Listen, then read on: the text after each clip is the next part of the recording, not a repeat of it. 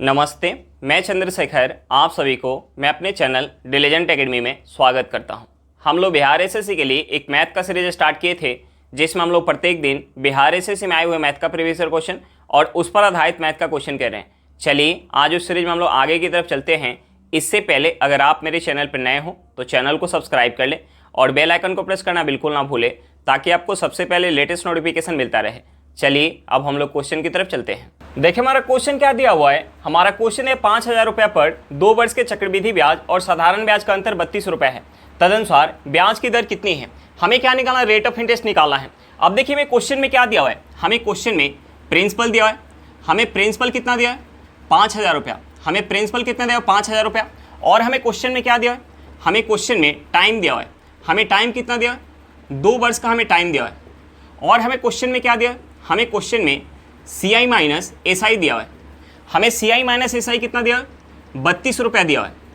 और हमसे पूछ क्या रहा है, हमसे पूछ रहा है रेट ऑफ इंटरेस्ट। हमसे पूछ क्या रहा है, रेट ऑफ इंटरेस्ट। अब देखिए यहाँ टाइम कितना दिया है, 2 वर्ष का। तो देखिए जब टाइम 2 वर्ष का हो तो CI माइनस SI का फॉर्मूला क्या होता है। जब टाइम 2 वर्ष का हो तो CI माइनस SI का फॉर्मूला क्या होता है। CI माइनस SI का फॉर्मूला होता है P इंटू R/100 का स्क्वायर। अब देखिए हमें क्वेश्चन में CI माइनस SI क्या दिया, 32 रुपया। CI माइनस SI हमें क्वेश्चन में क्या दिया, 32 रुपया। प्रिंसिपल हमें क्वेश्चन में क्या दिया, 5,000 रुपया। प्रिंसिपल क्या दिया, 5,000 रुपया गुने ये हमारा हो जाएगा R² बटे क्या हो जाएगा, ये हमारा 100 गुने 100 हो जाएगा।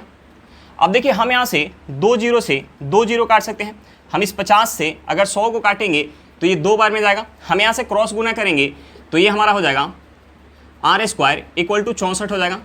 यहाँ से हमारा R क्या निकल के आ जाएगा, यहाँ से हमारा R निकल के आ जाएगा 8%। यानी रेट ऑफ इंटरेस्ट क्या निकल के आ गया, 8% निकल के आ गया। हमारा आंसर क्या निकल के आ गया, 8% निकल के आ गया। चलिए क्वेश्चन समझ में आ गया होगा। नेक्स्ट क्वेश्चन पे चलते हैं। देखिए हमारा क्वेश्चन क्या दिया हुआ है। हमारा क्वेश्चन है किसी संख्या को 7 से गुना करके गुणनफल में 14 जोड़ा जाए तो इस प्रकार मिलने वाली संख्या यदि 8 से पूर्णतः विभाज्य हो तो वह छोटी से छोटी संख्या होगी। हमें यहाँ 4 ऑप्शन दिया हुआ है। अब देखिए हमें क्वेश्चन में क्या दिया हुआ है, हमें क्वेश्चन में दिया है किसी संख्या को 7 से गुना करके गुणनफल में 14 जोड़ा जाए। तो हम यहाँ संख्या को x मान लेते हैं। हम यहाँ संख्या को x मान लेते हैं। अब देखिए x में अगर हम 7 से गुना करेंगे और इसमें अगर हम 14 ऐड करेंगे तो जो हमें संख्या प्राप्त होगी ये संख्या 8 से पूर्णतः विभाज्य होगी। अब देखिए हमें x का छोटा से छोटा मान निकालना है। अब देखिए हम यहाँ x के मान ऑप्शन से रख सकते हैं, लेकिन ऑप्शन डी में हमें क्या दिया है, नन दिया हुआ है। तो हम यहाँ x का मान सबसे छोटा वैल्यू यानी 1 रख के हम सबसे पहले चेक करेंगे। अब देखिए x की जगह अगर हम 1 रखेंगे तो 1 गुने 7 प्लस 14 हमारा क्या हो जाएगा, ये हमारा हो जाएगा 1 गुने 7 प्लस 14 हमारा क्या हो जाएगा, 21 हो जाएगा। उसके बाद अब देखिए 21 जो है 8 से विभाज्य नहीं होगा, यानी x इक्वल टू हमारा 1 नहीं हो सकता है। अब देखिए x की जगह अगर हम 2 रखेंगे तो 2 गुने 7 प्लस 14 ये हमारा क्या हो जाएगा, 28 हो जाएगा। अब देखिए 28 भी हमारा 8 से विभाज्य नहीं होगा, यानी x इक्वल टू हमारा 2 नहीं हो सकता है। अब देखिए x इक्वल टू हम 3 रखेंगे, 3 गुने 7 प्लस 14 ये हमारा क्या हो जाएगा, 3 गुने 7 प्लस 14 ये हमारा क्या हो जाएगा, 35 हो जाएगा। देखिए 35 भी 8 से विभाज्य नहीं होगा, यानी x इक्वल टू हमारा 3 नहीं हो सकता है। अब देखिए x इक्वल टू हम 4 रखेंगे, 4 गुने 7 प्लस 14 ये हमारा क्या हो जाएगा, ये हमारा हो जाएगा 42। अब देखिए 42 भी 8 से विभाज्य नहीं होगा, यानी x इक्वल टू हमारा 4 नहीं हो सकता है। अब देखिए x इक्वल टू हम 5 रखेंगे, 5 गुने 7 प्लस 14 ये हमारा क्या हो जाएगा, ये हमारा हो जाएगा 49 हो जाएगा। अब देखिए 49 भी हमारा 8 से विभाज्य नहीं होगा, यानी x इक्वल टू हमारा 5 नहीं हो सकता है। अब देखिए x इक्वल टू हम 6 रखेंगे, 6 गुने 7 प्लस 14 ये हमारा क्या हो जाएगा, ये हमारा हो जाएगा 56। अब देखिए 56 जो है 8 से विभाज्य होगा, यानी x इक्वल टू हमारा क्या हो सकता है, x इक्वल टू क्या हो सकता है, 6 हो सकता है। यानी यहाँ से हमारा सही आंसर क्या हो जाएगा, ऑप्शन बी हो जाएगा।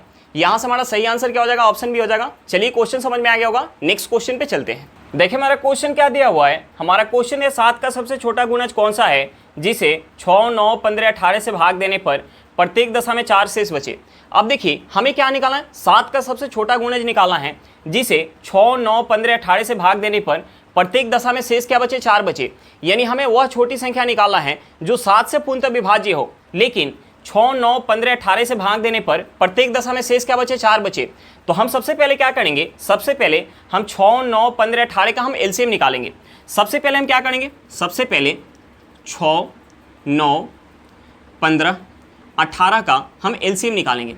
सबसे पहले हम इनका एलसीएम निकालेंगे। अब देखिए हम एलसीएम निकालने के लिए क्या करते हैं, एलसीएम निकालने के लिए हम सबसे पहले सबसे बड़े नंबर का हम फैक्टर करते हैं। तो देखिए हम 18 का फैक्टर करेंगे तो 18 का फैक्टर क्या हो जाएगा, 2 गुने 3 हो जाएगा।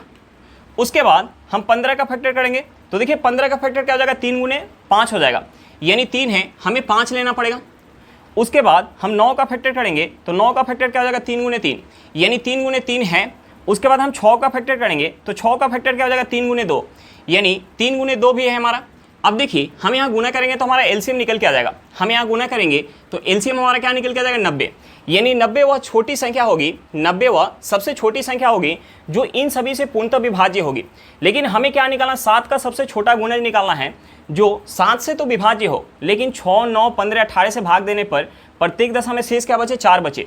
यानी हमें निकालना है 90 इंटू n प्लस हमें क्या निकालना, 4 निकालना है। ये जो हमारी संख्या होगी वो 7 से पूर्णतः विभाज्य होगी।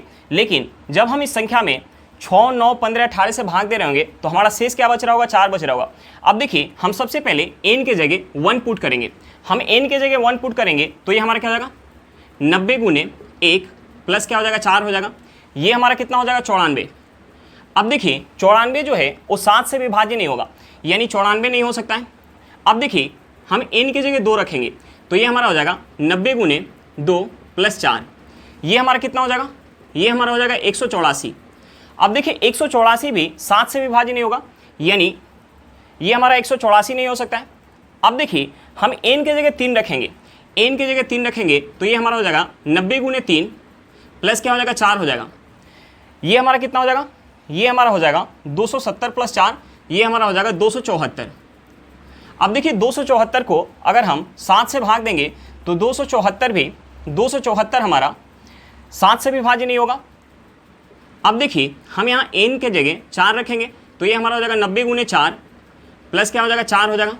ये हमारा कितना हो जाएगा, ये हमारा हो जाएगा 364, ये हमारा कितना हो जाएगा, 364। अब देखिए 364 जो है वो 7 से विभाज्य है, यानी 7 का सबसे छोटा गुणज क्या होगा, 7 का सबसे छोटा गुणज क्या होगा, 364, जो 6, 9, 15, 18 से भाग देने पर प्रत्येक दशा में शेष क्या देगा, 4 देगा। यानी हमारा सही आंसर क्या निकल के आ गया, ऑप्शन डी निकल के आ गया। हमारा सही आंसर क्या निकल के आ गया, ऑप्शन डी निकल के आ गया। चलिए क्वेश्चन समझ में आ गया होगा, नेक्स्ट क्वेश्चन पे चलते हैं। देखिए हमारा क्वेश्चन क्या दिया हुआ है, हमारा क्वेश्चन है 60 लीटर दूध और पानी के मिश्रण में दूध और पानी का अनुपात 2:1 है। इसमें कितने लीटर पानी और मिला दे कि यह अनुपात 1:2 हो जाए। अब देखिए हमें क्वेश्चन में क्या दिया हुआ है, हमें क्वेश्चन में दूध और पानी का हमें रेशियो दिया है, दूध और पानी का हमें रेशियो क्या दिया है, 2:1 दिया हुआ है। बाद में यह रेशियो कितना हो जा रहा है, बाद में दूध और पानी का रेशियो कितना हो जा रहा है, बाद में दूध और पानी का रेशियो हो जा रहा है 1:2। बाद में यह रेशियो 1:2 कब हो रहा है, जब हम इसमें कुछ पानी मिला रहे हैं। हम इसमें क्या मिला रहे हैं, पानी मिला रहे हैं। यानी मिश्रण में पहले जो दूध का मात्रा होगा, अभी भी दूध का मात्रा उतना ही होना चाहिए, क्योंकि हम इस मिश्रण में मिला क्या रहे हैं, पानी मिला रहे हैं। यानी दूध का मात्रा जो मिश्रण में पहले होगा अभी भी उतना ही होना चाहिए। अब देखिए हमने मान लिया कि मिश्रण में पहले जो है अगर 2 यूनिट दूध था तो 1 यूनिट क्या था, पानी था। जब हम इसमें कुछ पानी मिला रहे हैं तो दूध कितना हो जा रहा है, 1 यूनिट, और पानी कितना हो जा रहा है, 2 यूनिट। अब देखिए हम इसमें मिला क्या रहे हैं, पानी मिला रहे हैं, यानी मिश्रण में जो दूध का मात्रा पहले होगा अभी भी उतना ही होना चाहिए। देखिए यहाँ दूध का मात्रा क्या है, 2 यूनिट, और यहाँ दूध का मात्रा क्या है, 1 यूनिट। तो हम सबसे पहले दूध की मात्रा को बराबर करेंगे। इस 2 और 1 को बराबर करने के लिए अगर हम इसमें 1 से गुना कर लें और हम इसमें 2 से गुना कर लें तो ये दोनों बराबर हो जाएगा। अब देखिए अगर हम यहाँ 1 से गुना करेंगे तो हमें इस रेशियो में 1 से गुना करना पड़ेगा। अगर हम यहाँ 2 से गुना करेंगे तो हमें इस रेशियो में 2 से गुना करना पड़ेगा। अब देखिए यहाँ से हमारा रेशियो क्या हो जाएगा, यहाँ से हमारा रेशियो हो जाएगा 2:1 हो जाएगा, और हम इसमें 2 से गुना करेंगे तो ये हमारा हो जाएगा 2:4 हो जाएगा। अब देखिए मिश्रण में पहले अगर 2 यूनिट दूध था तो 1 यूनिट पानी था। जब हम इसमें कुछ पानी मिला रहे हैं तो 2 यूनिट दूध है और 4 यूनिट क्या है, पानी है। देखिए यहाँ दूध कितना है, 2 यूनिट, और यहाँ भी दूध कितना है, 2 यूनिट, यानी दूध का मात्रा बराबर है। यहाँ पानी कितना है, 1 यूनिट, और यहाँ पानी कितना हो जा रहा है, 4 यूनिट, यानी पानी कितना से बढ़ गया, पानी जो है 3 यूनिट से बढ़ गया। हमें इस 3 यूनिट का वैल्यू निकालना है। अब देखिए हम इस 3 यूनिट का वैल्यू कैसे निकाल सकते हैं। हमें शुरुआत में दिया हुआ कि 60 लीटर मिश्रण था। अब देखिए शुरुआत में अगर 2 यूनिट दूध था तो 1 यूनिट पानी, यानी टोटल मिश्रण कितना है, टोटल मिश्रण है 3 यूनिट। और हमें क्वेश्चन में टोटल मिश्रण क्या दिया, 60 लीटर, यानी इस 3 यूनिट का वैल्यू हमें क्वेश्चन में क्या दिया, 60 लीटर। और हमें निकालना क्या है, 3 यूनिट का वैल्यू। 3 यूनिट का वैल्यू क्या निकल के आएगा, 60 लीटर। यानी हम उस मिश्रण में अगर 60 लीटर और पानी मिला देंगे तो जो हमारा रेशियो हो जाएगा वो 1:2 हो जाएगा। हमारा आंसर क्या निकल के आ गया, 60 लीटर निकल के आ गया। चलिए क्वेश्चन समझ में आ गया होगा, नेक्स्ट क्वेश्चन पे चलते हैं। देखिए हमारा क्वेश्चन क्या दिया हुआ है। हमारा क्वेश्चन है यदि m/n = 2:3 तो 3m + 5n बटे 6m - n का मान क्या होगा। हमें क्या निकालना है, 3m + 5n बटे 6m - n का मान निकालना है। अब देखिए हमें क्वेश्चन में क्या दिया हुआ है, हमें क्वेश्चन में m/n = हमें क्या दिया, m/n = हमें दिया हुआ है 2:3 दिया हुआ है। तो देखिए हम यहाँ मान लेते हैं m = 2 और मान लेते हैं n = 3 मान लेते हैं। अब देखिए हमसे पूछ क्या रहा है, हमसे पूछ रहा है 3m + 5n बटे 6m - n पूछ रहा है। तो देखिए हम m के जगह 2 पुट कर लेते हैं और n के जगह हम 3 पुट कर लेते हैं। तो यहाँ से हमारा हो जाएगा, 3 × 2 + 5 × 3 बटे 6 × 2 माइनस हमारा क्या हो जाएगा, 3 हो जाएगा। अब देखिए 3 में हम 2 से गुना करेंगे, ये हमारा क्या हो जाएगा, 6 हो जाएगा। 5 में 3 से गुना करेंगे, ये हमारा क्या हो जाएगा, 15 हो जाएगा। 15 में अगर हम 6 ऐड करेंगे तो ये हमारा क्या हो जाएगा, 21 हो जाएगा। हम यहाँ गुना करेंगे 6 में 2 से तो ये हमारा क्या हो जाएगा, 12 हो जाएगा। 12 में से अगर हम 3 माइनस करेंगे तो ये हमारा क्या हो जाएगा, 9 हो जाएगा। अब देखिए हम इसे 3 से काट सकते हैं, ये 3 से 7 बार में जाएगा, ये 3 से कितने बार में जाएगा, 3 बार में। यहाँ से हमारा क्या निकल के आएगा, 7/3, यानी हमारा आंसर क्या निकल के आएगा, 7/3 निकल के आएगा। चलिए क्वेश्चन समझ में आ गया होगा, नेक्स्ट क्वेश्चन पे चलते हैं। देखिए हमारा क्वेश्चन क्या दिया हुआ है। हमारा क्वेश्चन है ए, बी और सी का औसत उम्र 40 वर्ष है। यदि ए और बी का औसत उम्र 35 वर्ष है तथा बी और सी का औसत उम्र 42 वर्ष है तो बी का उम्र क्या है। हमें क्या निकालना है, बी का उम्र निकालना है। अब देखिए हमें क्वेश्चन में क्या दिया हुआ है, हमें क्वेश्चन में ए, बी और सी का हमें औसत उम्र दिया हुआ है। तो हम यहाँ से उम्र का योग निकाल सकते हैं। हम यहाँ से ए, बी और सी के हम उम्र का योग निकाल सकते हैं। अब देखिए मैं औसत क्या दिया है, 40 वर्ष। तो हम यहाँ से उम्र का योग निकालेंगे तो यहाँ लोग कितने हैं, 3 लोग। तो हम इस 40 में अगर 3 से गुना करेंगे तो यहाँ से हमारा क्या निकल के आ जाएगा, उम्र का योग निकल के आ जाएगा। तो 40 में 3 से गुना करेंगे, ये हमारा क्या हो जाएगा, 120 वर्ष हो जाएगा। अब देखिए हमें क्वेश्चन में और क्या दिया हुआ है, हमें क्वेश्चन में ए और बी का हमें औसत दिया है। ए और बी का हमें औसत क्या दिया है, 35 वर्ष। तो हम यहाँ से ए और बी का हम योग निकाल सकते हैं। ए और बी का योग क्या हो जाएगा, 70 वर्ष हो जाएगा। अब देखिए हमें क्वेश्चन में और क्या दिया है, बी और सी का हमें औसत दिया है। तो हम यहाँ से बी और सी का हम योग निकाल सकते हैं। अब देखिए बी और सी का योग क्या हो जाएगा, औसत हमें क्या दिया है, 42 वर्ष। तो योग हमारा हो जाएगा 84 वर्ष हो जाएगा। अब देखिए हमसे पूछ क्या रहा है, बी का हमसे उम्र पूछ रहा है। तो देखिए अगर हम इसमें से यानी a + b + c के उम्र के योग में से अगर हम b + c का हम उम्र माइनस करेंगे तो हमारा क्या निकल के आ जाएगा, a का उम्र निकल के आ जाएगा। तो देखिए 120 में से अगर हम 84 माइनस करेंगे, 120 में से अगर हम 84 माइनस करेंगे तो ये हमारा क्या हो जाएगा, ये हमारा हो जाएगा 36 वर्ष। ये हमारा क्या हो जाएगा, 36 वर्ष। अब देखिए a का उम्र क्या निकल के आ गया, a का उम्र निकल के आ गया 36 वर्ष। अब देखिए हमें a का उम्र पता चल गया तो देखिए हम यहाँ से b का उम्र निकाल सकते हैं। a + b का उम्र क्या है, 70 वर्ष है। तो देखिए हम यहाँ से b के उम्र निकालने के लिए a + b के उम्र में से अगर हम a का उम्र माइनस करेंगे, यानी 70 वर्ष में से हम 36 वर्ष माइनस करेंगे तो हमारा क्या निकल के आ जाएगा, हमारा निकल के आ जाएगा b का उम्र। तो देखिए यहाँ से हमारा b का उम्र क्या निकल के आ जाएगा, 34 वर्ष निकल के आ जाएगा। हमारा आंसर क्या निकल के आ गया, 34 वर्ष निकल के आ गया। चलिए क्वेश्चन समझ में आ गया होगा, नेक्स्ट क्वेश्चन पे चलते हैं। देखिए हमारा क्वेश्चन क्या दिया हुआ है। हमारा क्वेश्चन है 2 पुरुष और 3 लड़के एक कार्य को 18 दिनों में पूरा कर सकते हैं, जबकि 3 पुरुष और 2 लड़के उसी कार्य को 15 दिनों में पूरा कर सकते हैं। 4 पुरुष और 2 लड़के उस कार्य को कितने दिनों में पूरा कर लेंगे। अब देखिए हमें क्वेश्चन में क्या दिया हुआ है, हमें क्वेश्चन में दिया हुआ है 2 पुरुष और 3 लड़के मिलकर किसी कार्य को 18 दिन में पूरा कर सकते हैं। और हमें क्वेश्चन में क्या दिया है, 3 पुरुष और 2 लड़के मिलकर उसी कार्य को 15 दिन में पूरा कर सकते हैं। 15 दिन में पूरा कर सकते हैं। तो हमसे पूछ रहा है 4 पुरुष, हमसे पूछ रहा है 4 पुरुष और 2 लड़के, 4 पुरुष और 2 लड़के मिलकर उस कार्य को कितना दिन में पूरा कर पाएंगे। अब देखिए हम सबसे पहले क्या करेंगे, यहाँ से एक पुरुष और एक लड़के की इफिशियंसी का हम रेशियो निकालेंगे। अब देखिए हम यहाँ से एक लड़के और एक पुरुष की इफिशियंसी का रेशियो निकाल सकते हैं। हम देखिए इसे अगर 3 से काट लें तो ये 3 से कितने बार में जाएगा, 6 बार में, और ये 3 से कितने बार में जाएगा, 5 बार में। हम इसमें अगर 6 से गुना करेंगे तो ये हमारा क्या हो जाएगा, ये हमारा हो जाएगा 12m plus 18b equal to, हम इसमें अगर 5 से गुना करेंगे तो ये हमारा क्या हो जाएगा 15m प्लस 10b हो जाएगा। अब देखिए हम इस 12m को अगर इस साइड लेके आएंगे तो हमारा प्लस में तो माइनस में हो जाएगा, यानी 15m में से अगर हम 12m माइनस करेंगे तो ये हमारा क्या हो जाएगा 3m हो जाएगा। अब देखिए इस 10b को अगर हम इस साइड लेके आएंगे तो हमारा प्लस में तो माइनस में हो जाएगा, यानी 18b में से अगर हम 10b माइनस करेंगे तो ये हमारा क्या हो जाएगा 8b हो जाएगा। यहाँ से हमारा m बटा b इक्वल टू क्या निकल के आ जाएगा 8/3, यानी एक पुरुष का इफिशियंसी अगर 8 यूनिट होगा तो एक लड़का का इफिशियंसी कितना होगा 2 यूनिट। अब देखिए हम किसी एक में m और b का वैल्यू पुट करके टोटल वर्क निकाल लेंगे और उस टोटल वर्क को हमें किससे कराना है, 4 पुरुष और 2 लड़के से मिलके हमें कराना है। तो देखिए हम यहाँ अगर m का वैल्यू पुट करेंगे तो m का वैल्यू क्या है 8 है, तो 2 गुणे 8 क्या हो जाएगा 16 हो जाएगा। और हम यहाँ अगर b का वैल्यू पुट करेंगे तो b का वैल्यू क्या है 3 है, यानी 3 गुणे 3 क्या हो जाएगा 9 हो जाएगा। 16 में अगर हम 9 ऐड करेंगे तो ये हमारा क्या हो जाएगा 25 हो जाएगा। ये हमारा हो जाएगा 25 गुणे 18। अब देखिए 25 गुणे 18 यूनिट हमें काम किससे कराना है, 4 पुरुष और 2 लड़के से हमें मिलके कराना है। एक पुरुष का इफिशियंसी कितना है 8 यूनिट, तो 4 पुरुष का इफिशियंसी कितना हो जाएगा 32 यूनिट, और एक लड़का का इफिशियंसी कितना है 3 यूनिट, तो 2 लड़का का इफिशियंसी कितना हो जाएगा 6 यूनिट।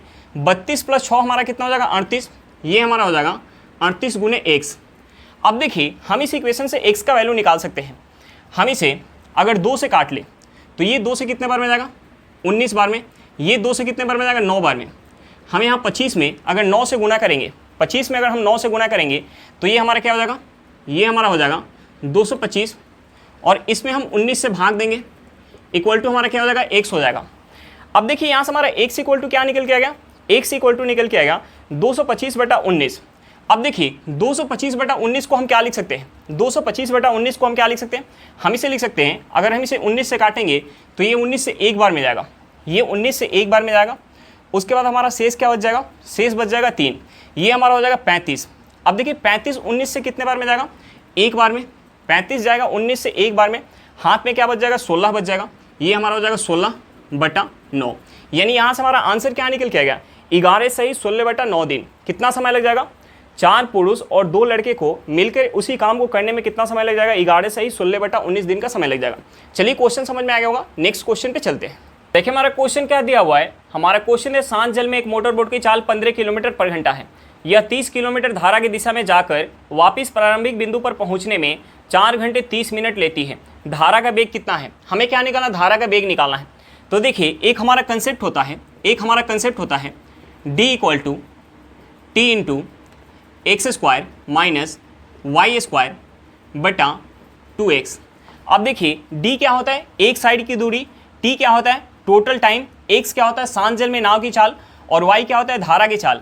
अब देखिए हमें क्वेश्चन में क्या दिया हुआ है, हमें क्वेश्चन में शांत जल में हमें नाव की चाल क्या दिया 15 किलोमीटर पर घंटा, और हमें क्वेश्चन में क्या दिया है, एक साइड की दूरी क्या दिया 30 किलोमीटर, और हमें क्वेश्चन में क्या दिया है, यात्रा का हमें टोटल टाइम दिया हुआ है 4 घंटा 30 मिनट, और हमसे पूछ क्या रहा है धारा का वेग, यानी हमसे जो है y का वैल्यू पूछ रहा है। तो देखिए हम इस इक्वेशन से निकाल सकते हैं, हमें d क्या दिया है, हमें d दिया हुआ है 30 किलोमीटर, हमें टोटल टाइम क्या दिया है 4 घंटा 30 मिनट। तो देखिए 4 घंटा 30 मिनट को अगर हम घंटा में चेंज करेंगे तो ये हमारा क्या हो जाएगा, ये हमारा हो जाएगा 9/2 घंटा। हमें x क्या दिया है 15 किलोमीटर पर घंटा, तो देखिए 15 किलोमीटर पर घंटा का अगर हम स्क्वायर करेंगे तो ये हमारा क्या हो जाएगा, ये हमारा हो जाएगा 225 माइनस हमारा क्या हो जाएगा वाई स्क्वायर बटा x हमारा क्या है, x हमारा है 15 किलोमीटर पर घंटा, ये हमारा हो जाएगा 2 गुने 15 हम करेंगे, ये हमारा क्या हो जाएगा 30 हो जाएगा। अब देखिए यहाँ से हमारा हो जाएगा, अगर हम क्रॉस गुना कर लें, हम यहाँ से क्रॉस गुना कर लें तो ये हमारा क्या हो जाएगा 30 में अगर हम 30 से गुना करेंगे तो ये हमारा क्या हो जाएगा 900 इक्वल टू 9/2, ये हमारा हो जाएगा 225 माइनस वाई स्क्वायर। अब देखिए 9 से ये कितने बार में जाएगा, 100 बार में चला जाएगा। हम यहाँ से क्रॉस गुना करेंगे तो ये हमारा क्या हो जाएगा, 200 हो जाएगा। ये हमारा हो जाएगा 200 equal to 225 minus y square.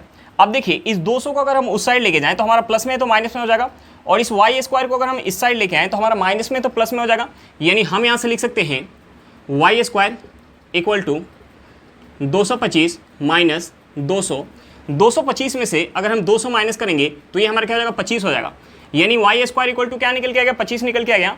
तो यहाँ से हमारा वाई क्या हो जाएगा, वाई हो जाएगा 5। अब देखिए वाई क्या है हमारा, धारा का वेग, और हमसे पूछ क्या रहा है क्वेश्चन में धारा का वेग, यानी धारा का वेग क्या निकल के आ गया, 5 किलोमीटर पर घंटा निकल के आ गया। हमारा आंसर क्या निकल के आ गया, 5 किलोमीटर पर घंटा निकल के आ गया। चलिए क्वेश्चन समझ में आ गया होगा, नेक्स्ट क्वेश्चन पे चलते हैं। देखिए हमारा क्वेश्चन क्या दिया हुआ है, हमारा क्वेश्चन है प्रथम 120 प्राकृत संख्याओं में से एकाएक एक संख्या चुनी जाती है, क्या प्रायिकता है कि चुनी गई संख्या 5 अथवा 15 से पूर्ण विभक्त हो। अब देखिए हमसे पूछ क्या रहा है, हमसे पूछ रहा है टोटल हमें 120 प्राकृत संख्या दिया हुआ है और इसमें से एकाएक एक संख्या चुनी जा रही है, और चुनी जाने वाली संख्या का प्रायिकता क्या होगा यदि वह संख्या 5 अथवा 15 से पूर्ण विभक्त है। 5 अथवा 15 से पूर्ण विभक्त है, इसका मतलब क्या है कि जो संख्या चुनी जा रही है वह संख्या 5 या 15 से पूरी तरीके से विभाजित हो रहा है। तो देखिए जो संख्या 15 से विभाजित होगा वह संख्या 5 से भी विभाजित होगा। तो हम सबसे पहले ये देख लेते हैं कि टोटल 120 प्राकृत संख्या में से 5 से विभाजित होने वाली टोटल कितनी प्राकृत संख्या है। टोटल हमारी कितनी प्राकृत संख्या है, 120। टोटल कितनी प्राकृत संख्या है, 120। तो देखिए 120 में से 5 से विभाजित होने वाली टोटल कितनी प्राकृत संख्या है, तो 120 में हम 5 से भाग देंगे तो ये हमारा क्या निकल के आ जाएगा, 24। यानी 5 से विभाजित होने वाली टोटल जो है कितनी प्राकृत संख्या है, 24 है। अब देखिए टोटल संख्या कितना है, 120 है, और 5 या 15 से विभाजित होने वाली टोटल जो है संख्या कितना है, 24 है। तो देखिए अगर एक संख्या चुना जाएगा, एक संख्या चुना जाएगा तो एक संख्या चुने जाने का प्रायिकता क्या होगा, टोटल जो है 5 अथवा 15 से विभाजित होने वाली 24 संख्या है, और टोटल प्राकृत संख्या कितना है, 120। यानी प्रायिकता क्या हो जाएगा, 24/120 हो जाएगा। 24 से 120 कितने बार में जाएगा, 5 बार में। यानी यहाँ से हमारा प्रायिकता क्या निकल के आ जाएगा, 1/5। यानी सही आंसर क्या हो जाएगा, ऑप्शन ए हो जाएगा। हमारा सही आंसर क्या हो जाएगा, ऑप्शन ए हो जाएगा। चलिए क्वेश्चन समझ में आ गया होगा, नेक्स्ट क्वेश्चन पे चलते हैं। देखिए हमारा क्वेश्चन क्या दिया हुआ है, हमारा क्वेश्चन है 1/2, 2/3, 4/5 और 6/17 का एलसीएम ज्ञात करें। हमें क्या निकालना है, एलसीएम निकालना है। अब देखिए यहाँ जो हमें संख्या दी हुई है वो संख्या हमें फ्रैक्शन में दी हुई है।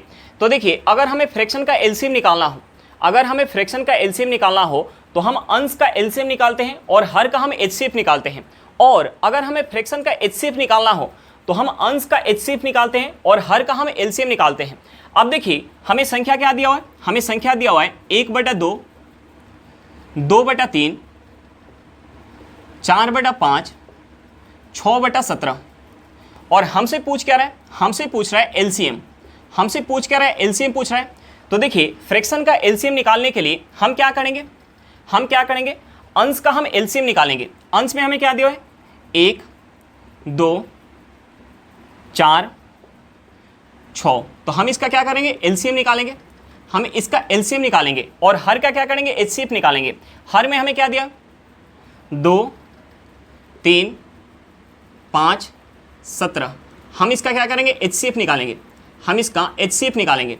अब देखिए हम यहाँ 1, 2, 4 और 6 का एलसीएम निकालेंगे तो एलसीएम हमारा क्या निकल के आ जाएगा, 12 निकल के आ जाएगा। 2, 3, 5 और 17 का अगर हम एचसीएफ निकालेंगे तो एचसीएफ हमारा क्या निकल के आ जाएगा, 1 निकल के आ जाएगा।